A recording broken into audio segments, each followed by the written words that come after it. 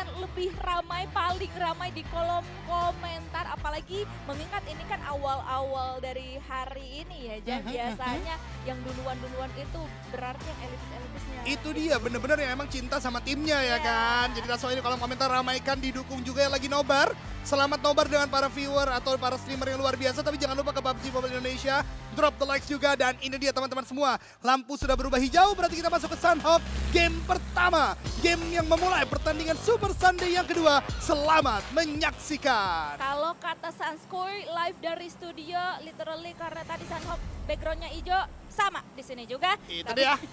Dan apalagi Sunhawk background dari map ini adalah hijau. Kalau misalnya ngomongin salah satu faktor penentu pastinya flypad, tapi kita bungkam dulu untuk dibahas di Sunhawk karena ini ya udahlah ya, kita akan tutup mata saja, akan coba untuk melihat tim-tim yang akan drop menuju ke arah posisi mereka masing-masing. Of course kita akan tetap melihat adanya Vampire menuju ke arah Ruins, Alter Ego menuju ke arah Pulau Alpha, nggak ada perbedaan. Dan Talon kemarin dapetin atau mengamankan bagian Ruins, kali ini mereka melipir lagi agak-agak ke final. Itu dia, tapi tentu di awal gue akan membahas dua tim dengan line up yang sangat-sangat dipertanyakan oleh banyak sekali masyarakat PUBG Mobile Indonesia.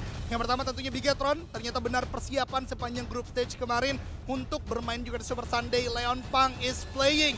Gue melihat lapar juga, mungkin IGL kali ini tetap kepada Luxi. Karena gue melihat Genfos, ternyata Genfos yang dimainkan karena kemarin sudah dikatakan untuk IGL Bigetron di season kali ini ternyata kalau nggak Genfos itu Luxi.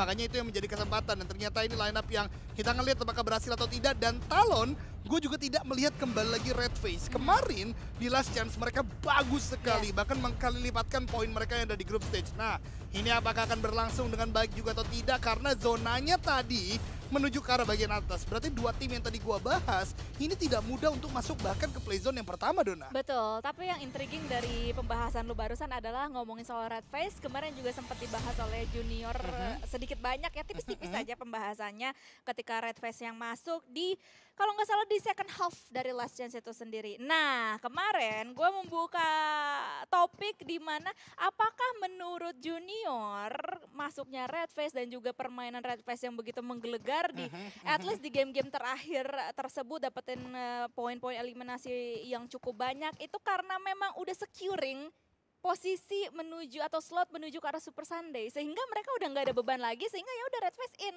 Start lagi itu ya, dicoba mainkan lagi ya. Kalau misalnya dari lu gimana Jan? Gua rasa sebelum ke sana ya, pertama-tama kita harus ketahui bersama dulu menurut gue Yoru dan Red Face itu cukup mirip gitu loh. Dari cara permainannya, tipikalnya betul. Memang sangat mengunggulkan dari tim Talon untuk dua player ini dengan aim power mereka gitu ya. Oleh karenanya mungkin itu yang terjadi kenapa bisa ada pergantian. Tapi gue setuju banget karena Red Face sempat underperform. Beberapa kali keculik di grup stage juga, bahkan membuat harus ke last chance gitu kan. Oleh karenanya dicoba line up baru, sudah cukup baik. Dan salah satu hal yang membuat seorang player itu kadang kala bisa menjadi pede lagi adalah ketika timnya udah cukup secure. Jadi sekarang saatnya gue main all out juga bersama teman-teman gue. Nothing tulus itu dia. Dan memang butuh seperti itu untuk apa? Untuk kalaupun nanti ketika sekarang line up ini kan dipakai lagi nih, Yoru main sama Excel kan di depan. Nanti butuh pergantian lagi Red Face, ya Red Face harus siap gitu loh. Dengan sudah diberi kesempatan di second half ya kemarin ya untuk last chance-nya. Iya, berarti ya memang akan dilihat saja lah ya nanti untuk hasil masing-masing line up ini. Dan kita berharap nanti akan membuka atau membawa cerita yang baru lagi untuk mereka semuanya ya Jan. Itu dia, tapi ini gue tadi ngebahas sedikit, ini udah hafal ini pergerakan dari tim Flash ya. Karena Flash biasanya memang akan cepat menyeberang ke arah bagian kanan atau sudah menyisakan satu orang di sana. Biar apa? Kalau berpindah ke Pulau Bravo udah ada orang, kalaupun tetap di Alpha mereka juga sudah ada orang gitu loh. Oleh karenanya ini dicari sepertinya oleh Acul dan kawan-kawan. 4 orang udah melihat di sana. Tembakan ke arah bagian depan dan itu dia knockdown pertama yang terjadi di game kali ini didapatkan oleh seorang Acul dan menjadi eliminasi tanpa balas. Tim Flash kehilangan seorang Cornty di awal-awal permainan. Itu adalah salah satu pemain kunci dari mereka semuanya. Sebenarnya ini akan menjadi sesuatu yang disadvantage untuk tim Flash. Begitupun juga dengan tim FaZe Clan. Karena mereka kali ini bertemu dengan BTR. Tapi trade knock masih terjadi 1-1. Masih belum ada yang dieliminasi sama sekali. Baik dari FaZe Clan ataupun dari BTR. Nggak di revive juga, masih belum ada waktunya. Tapi Onzen sendirian aja di pergudangan. akan coba untuk dicari oleh pemain-pemain dari BTR. Akan coba untuk Lempang. di-welcome juga dengan sebuah granat. Tapi pastinya granat dari Onzen terbatas. Hanya tinggal 2 dan BTR lebih memilih untuk sedikit retreat. Gue punya pertanyaan besar sih. Genfos tadi udah dapat 1 knockdown. Gue tahu lah maksudnya untuk bisa melakukan regroup karena kawan-kawannya. Tapi dengan jarak yang cukup jauh, nggak ada vision dari kawan-kawannya yang membuka punggung. Itu adalah fatality banget. Apalagi kita yang menonton aja hafal betul pergerakan FaZe Clan itu akan bergerak ke gudang, naik ke arah bagian atas lagi. Tailing mereka harusnya sudah mengerti banget gitu loh bagaimana permainan yang akan dilakukan. Bahkan revive tidak bisa dilakukan, Bigetron kehilangan 1 player, ini impactnya besar sekali.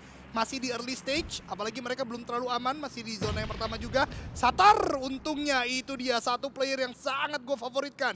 Dari Bigetron dapat 1 knockdown, tapi masih ada 3 player lain dari FaZe Clan. Sedangkan 2 player lain dari BTR ini belum mempunyai posisi enak istilahnya. Untuk melakukan backup atau agresi sekalian ke arah bagian dari FaZe Clan. Iya, following up-nya ini bakalan membutuhkan waktu yang cukup lama menurut gua untuk bisa diulur oleh Satarles yang dimana sekarang akan menghadapi 2 pemain sekaligus dari FaZe Clan karena lagi dan lagi 1 pemain FaZe Clan sedari tadi terknockdown berhasil untuk di-revive untuk kedua kalinya sehingga FaZe Clan di sini lagi-lagi diungguli dari segi jumlah pemain, tapi kita berpindah menuju ke arah pergudangan karena Onzen masih berada di sana, masih nangkring di sana. Sementara waktu di sisi yang lainnya Satarles setelah mendapatkan 1 knockdown, dia pun terknockdown. Leonpang low HP harus menghadapi pemain-pemain dari tim FaZe Clan yang dimana berhasil untuk di-knockdownkan salah satunya oleh dirinya. Walaupun demikian, Leonpang last man standing karena rekan-rekan BTR yang lain tercicil satu persatu. Fight-nya tidak jadi dengan sangat baik. Dan ingat,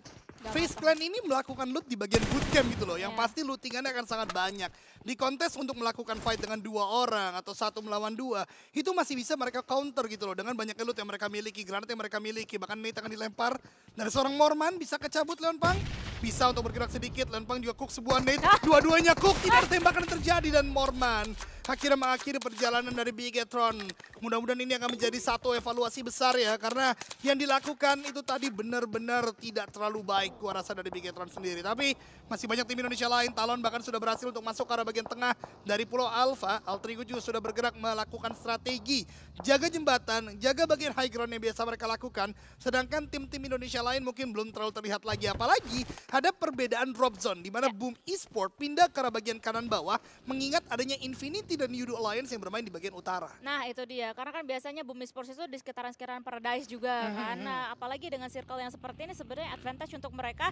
Namun karena memang kampung halaman mereka berada di bagian utara sehingga itu tidak akan menyulitkan untuk Boom Esports rotasi. Dan sekarang kalian bisa lihat mereka sudah mulai touchdown di sekitaran Paradise. Walaupun demikian memang circle langsung away dari bagian Paradise tersebut. Langsung menuju ke arah Pulau Alpha. Dan ini akan menjadi menurut gue pedang bermata dua untuk tim-tim seperti Alter Ego dan juga Talon. Karena pasti bakalan ada migrasi massal yang dilakukan oleh tim-tim seperti Infinity, DX, Pygmy, Zerja, FaZe Clan dan juga Boom Esports dari bagian kanan. Dan untuk bisa mengantisipasi tadi ya kerugian yang mungkin bisa dihasilkan dengan tempat paling tengah, akhirnya banyak sekali tim-tim yang tadi disebutkan oleh Dona, yaitu Alter Ego, Talon, ini mereka merapat gitu loh.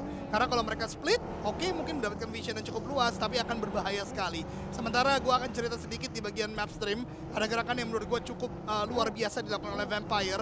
Mereka berputar ke kiri banget pojok teman-teman sekalian, karena memang diuntungkan dengan Ruins, nggak lama-lama di jembatan, dan mungkin nanti bisa touchdown ya di bagian zonanya. Dan jembatan kali ini digunakan oleh Sam9 juga untuk masuk ke dalam zona ini yang tadi dikatakan oleh Dona akan banyak sekali rotasi, akan banyak sekali repositioning karena mereka butuh untuk masuk ke dalam zona yang ada di bagian Pulau Alpha. Seharusnya mungkin akan mencoba melakukan pengamatan terlebih dahulu, ada tembakan dari bagian kanan datang mungkin dari tim The Xavier atau mungkin Boom Esport atau mungkin NKT juga bisa melakukan tembakan ke arah mereka. Dan ketika mereka masuk di dekat bootcamp masih ada FaZe Clan juga, oleh karenanya mereka berputar, mereka coba mungkin ke arah titik yang tidak ada player di sana. Ini adalah bukti salah satu tim yang memang mengerjakan pekerjaan rumahnya dengan sangat baik, melihat bagaimana behavior tim kebanyakan, mengantisipasi datangnya tim-tim yang memang sudah ada di sana. Oleh karenanya mereka coba lewat jalur yang lain dalam Miska. Walaupun sebenarnya kalau ngomong-ngomong circle yang seperti ini patternnya agak lumayan jarang ya Jan, tapi mereka masih bisa untuk at least adaptasi dengan situasi dan juga kondisi yang terus berbeda di setiap kali kesempatannya.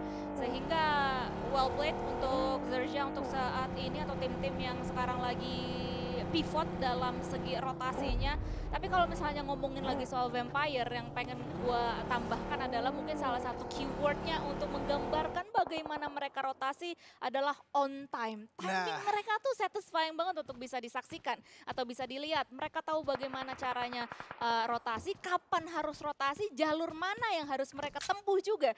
Sehingga mereka sekarang bisa untuk mendapatkan advantage dalam segi waktu dan juga tempat, space and time. Namun di sisi yang lainnya masih berada di bagian pulau seberang, masih ada tim Infinity juga yang akan coba untuk bersinggungan dengan Yudu Alliance. Apalagi Adik Luke akan coba untuk menginvestasikan 3 granat, tapi langsung di cancel karena mendengar adanya satu vehicle yang dikendarai. Tapi ternyata Logan dengan mata elangnya dia berhasil untuk menumbangkan salah satu pemain dari Yudu Alliance. Masih dalam keadaan knockdown, masih bisa diselamatkan. Namun Jimmy, satu teammates dari Yudu Alliance sekarang lagi dalam keadaan kepayahan atau kesulitan karena ditembak-tembakin juga. Apalagi akan coba untuk dilakukan agresi atau langsung dipush oleh pemain-pemain dari Infinity guna untuk bisa nge-clearing area belakang mereka ini. Itu dia, dan kita tahu bersama yang tumbang bahkan seorang K-Luke atau Adik Luke yang merupakan pemain yang begitu penting untuk tim Yudu Alliance, mempunyai power yang begitu kuat. Ini membuat Infinity setelah melakukan sebuah ending, sepertinya mereka lebih percaya diri lagi. Lihat bagaimana Tiger X, ini dia player dari tim Sersia sebelumnya, saat ini bermain di bagian Infinity, sudah mulai meng-cook nade lagi.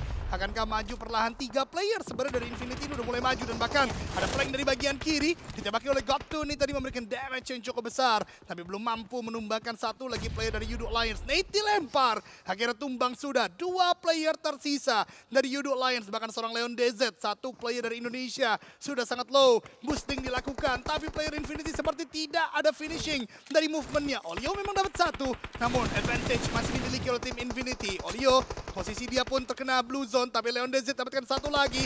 Keadaan berimbang kali ini, 2 melawan 2. Apakah bisa? Leon DZ langsung maju, menggunakan sebuah DBS, ada Molly juga. Lemparnya tapi salah, tapi Talon bertemu juga dengan Alter Ego dan juga Vampire. Tumbang satu persatu, balik ke Leon DZ lagi. Logan melakukan perlawanan, 2 sudah masih tumbang atau masih tumbang, 1 di revive memang. Logan dengan DBS belum mendapatkan 1 pun. Talon pun juga tumbang. Oh no, apa yang terjadi Dona Fiska? Ini nih, keser bau. Aduh. Tapi kita fokus terlebih dahulu teman-teman semuanya sebelum membahas hal tersebut lagi. Infinity versus Yudu Alliance is still happening karena mereka masih berada di bagian pinggiran zona sekali. Ini komitmen yang harus mereka selesaikan secepat mungkin. Now or never untuk mereka semuanya. Apalagi akan coba untuk diganggu juga oleh tim-tim yang lainnya. Namun di sisi yang lain, ini adalah pertengahan dari zona kita di Pulau Alpha. Sam9 bisa mendapatkan 1 compound juga, walaupun tadi ada serangan-serangan yang masuk menuju ke arah mereka, tapi masih belum menjadi masalah besar untuk Sam9 sendiri. Namun di bagian ini adalah campnya dari Alter Ego sendiri. Mereka akan pesta di sini. Mereka tahu apa yang harus mereka lakukan dengan Tyrion yang ada di camp Alpha ini atau di Pulau Alpha ini. Dan dengan demikian tadi ada 1 granat yang dilontarkan oleh seorang Rosemary, namun memang masih belum bisa membuahkan hasil apa-apa. Berpindah lagi menuju ke arah Yudu Alliance, di mana Yudu Alliance versus Infinity masih belum selesai. Udah didatangi ini dia yang tadi gua pengen mention, yakni NKT. Pinter banget NKT langsung masuk ke arah bagian lebih dalam lagi dan melakukan gatekeep kepada 2 tim kali ini. Mereka mau mengambil Pesta Pora, tapi Tourniquet dapatkan 1, The God kali ini tumbang. Namun Infinity seluruh playernya pulang ke lobby dengan tembakan oleh Spider. Tan Moore pun juga tumbang.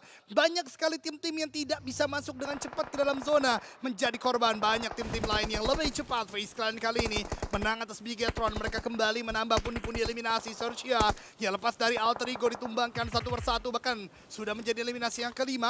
Lagi tim FaZe Clan, ada lobby juga yang ditumbangkan barusan yang terakhir. Mormon melakukan pengamatan ke arah bagian atas agar bisa masuk kompon, tapi ini akan sangat dekat kedua tim ini. Vehicle tidak bisa digunakan lagi. RNJ dan Erzim menjadi last 2 man standing, dan Vintores dibiarkan lewat. Tidak maksimal, ada Nathan di Cook akan dilempar, namun jaraknya cukup jauh. Apakah mengenai dari Vintores meletup di sana?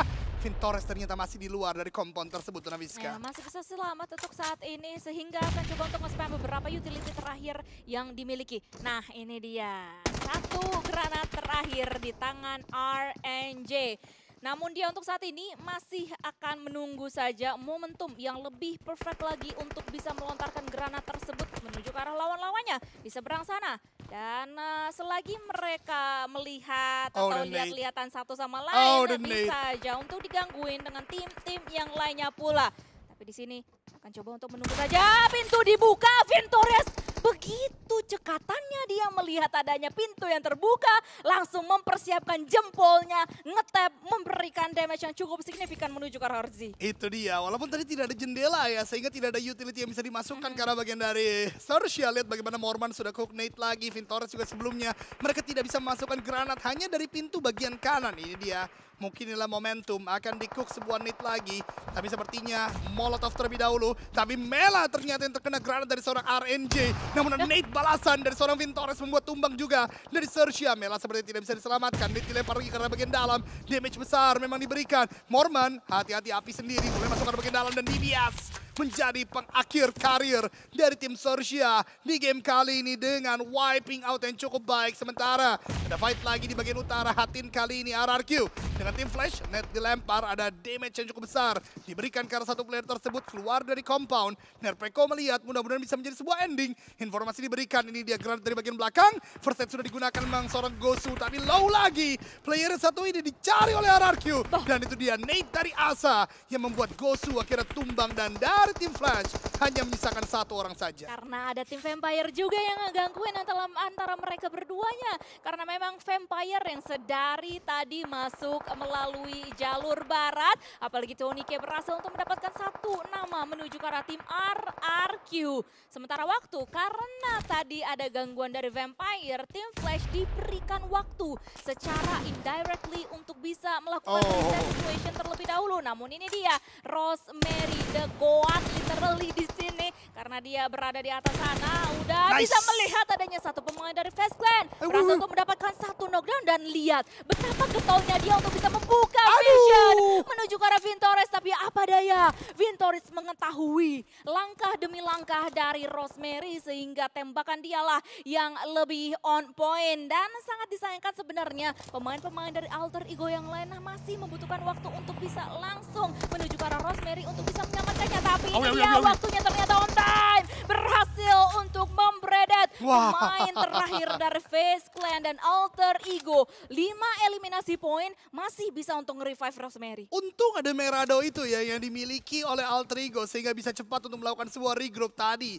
Kalau tidak ada sebuah kendaraan mungkin Rosemary sudah tidak akan bermain lagi di game kali ini. Tapi kita lihat bagaimana permainan kali ini sudah mulai bergerak lagi menuju ke arah bagian Boom Esports sebagai tim yang ada di bagian poros dari circle atau play zone. Dari Hatin pun sudah mulai terkikis tempatnya terutama untuk RRQ. Mereka butuh untuk bergerak dan ada Dingo Xavier. Lagi-lagi tim yang sejak minggu kedua tidak ikut huru-hara, tidak ikut peperangan, tidak butuh untuk eliminasi di awal-awal permainan. Namun mereka memfokuskan diri untuk berangkat ke dalam zona lebih dalam dan dapat tempat yang cukup enak. Tapi ketika kali ini melakukan sebuah tembakan yang menurut gue terlalu terburu-buru dan untungnya poin tersebut menjadi milik Rex Regum Keon karena Mr. Joe tumbang di bagian belakang sana dan RRQ masih bisa untuk melakukan reset dan nantinya akan cukup berat karena akan berhadapan dengan Dingo Xavier. Itu kata Asa barusan, weh minggir CUK, minggir, minggir CUK. Itu dia, berani-berani nembak gue CUK, aduh.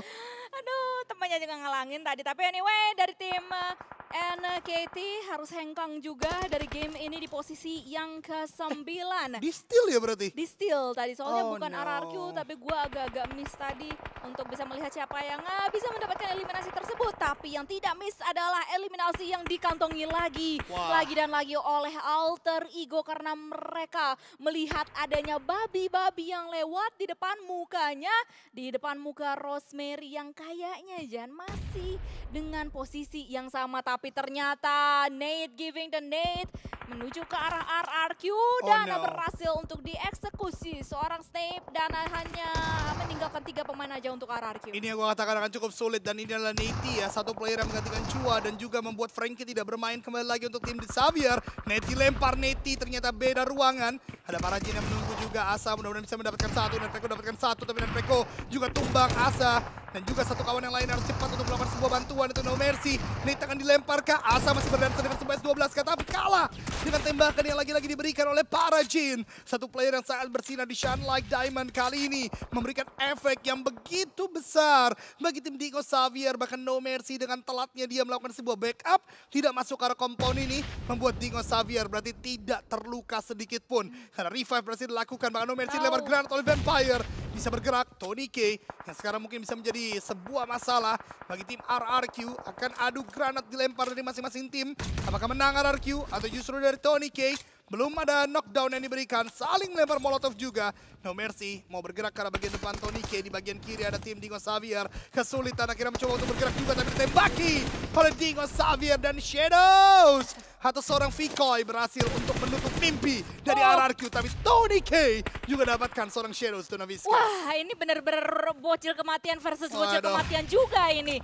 Apalagi tim-tim atau pemain-pemain yang benar-benar bersinar selama PMSL ini. Mereka bertatap muka satu sama lain dan Shadows harus hengkang dari game ini. Tapi di sisi yang lain ternyata Boom Esports bertegur sapa dengan tim Pygmy yang akan datang atau sudah datang dari bagian jembatan. Mereka melihat menuju ke arah Boom Esports, tapi kita fokus terlebih dahulu menuju ke arah Xavier kali ini yang betul-betul getol untuk bisa mengantongi eliminasi menuju ke arah lawannya, menambahkan eliminasi poin mereka untuk saat ini. Tapi kamera kita berpindah lagi menuju ke arah tim yang lain karena memang posisi dari banyak sekali tim, ada 3 at least di sini saling melihat satu sama lain dan bahkan kan cuma Gemtai melihat ke arah Xavier, tapi Pygmy pun juga ikut campur atas fight tersebut. Keberanian Pygmy menghasilkan eliminasi dan menghasilkan at least securing top 4 position. Itu dia, tapi Dimzy overcome itu untuk melakukan end tadi membuat dia kira tereliminasi, membuat Pygmy hanya misalkan 2 orang. Rosemary juga di bagian atas tumbang dengan tembakan dari Sam Nam, itu gak ada balasan yang diberikan juga. Alpha menjadi satu player yang begitu penting di bagian tengah, bahkan dapatkan satu. Ini dia in-game leader yang luar biasa dengan pergerakan-pergerakannya. Luyo is the last man standing dari Sam9. Kalau Sam9 rata berarti 3 tim Indonesia ada untuk mencari winner-winner chicken dinner. Luyo sudah mulai terpantau, itu dia hanya satu peluru lagi. Luyo masih melompat ke bagian kanan dan rata juga oleh Hans for You dan Unstoppable untuk King Alter Ego. Dengan 11 eliminasi sudah dibukukan, mencari Pygmy kali ini Acul dan Jobrenki juga tumbang. Top 2 Boom Esports dan Alter Ego Ares, tapi Alpha sudah cook sebuah nade akan dilempar ke seorang Rezy. IGL melawan IGL meletup di sana dan ending kemenangan untuk Alter Ego Ares di game yang pertama. Congratulations Alter Ego Ares. Mereka